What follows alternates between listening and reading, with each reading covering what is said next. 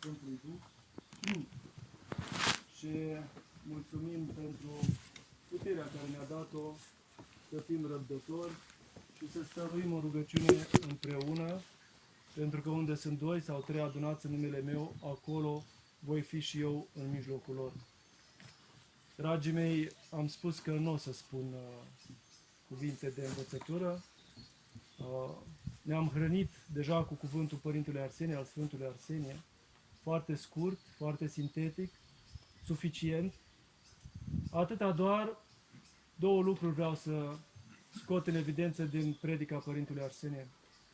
Unu, apăsul cu care a strigat efectiv că venirea Sfântului Duh a izgonit frica din lume. Iar predica pe care a ținut-o poartă titlul acesta: Unde mai sunt oare limbile Duhului Sfânt? Mai este oare prezent în sufletele oamenilor Duhul Sfânt?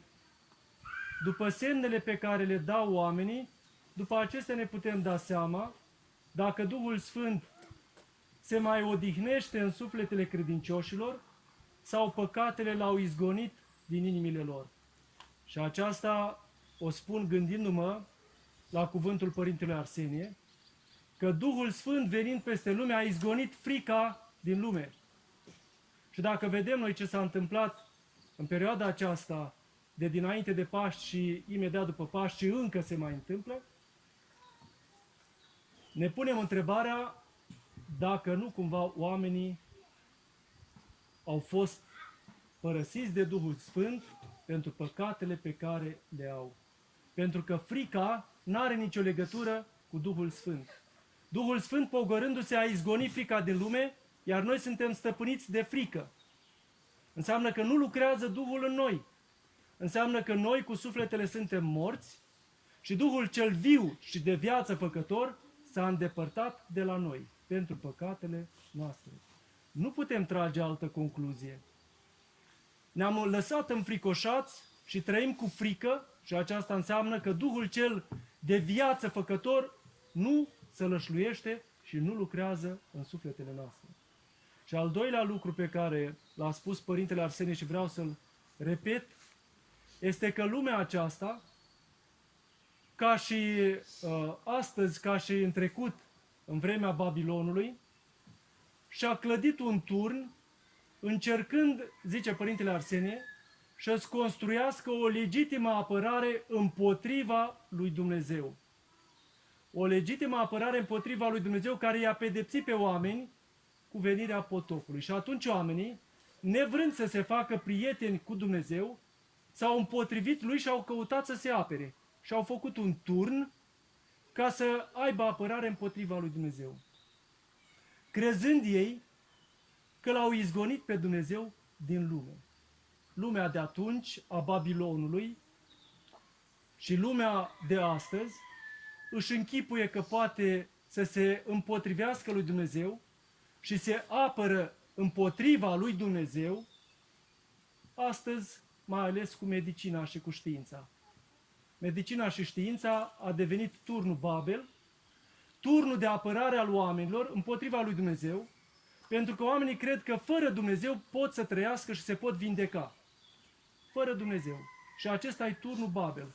Turnul nebuniei omenești, a mândriei omenești care crede că poate și fără Dumnezeu să viețuiască în această lume a lui Dumnezeu.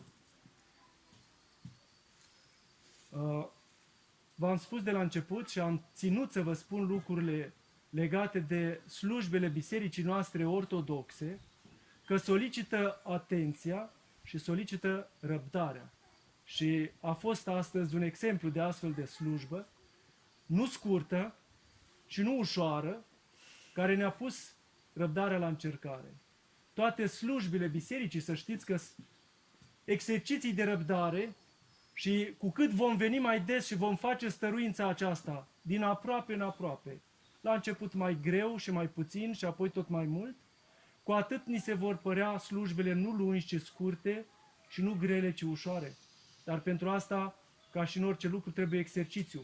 Dacă voi veni rar la biserică și alea scurte mi se par lungi, Dacă voi veni des, nu mai simt greutatea pentru că deja m-am antrenat în exercițiul acesta al răbdării. Răbdarea cu starea într-o anumită poziție, răbdarea cu starea pe loc, solicită foarte mult, dar după ce am dobândit exercițiul acesta, mintea este atentă la slujbă.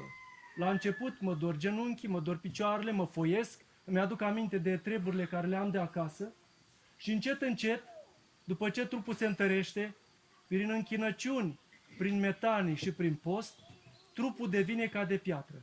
Nu-l mai simt și doar mintea mea e atentă la ceea ce vreau să gândesc și la ceea ce vreau să spun. Asta este Biserica Ortodoxă. O biserică ascetică, o biserică a nevoinței și nu o biserică a comodității.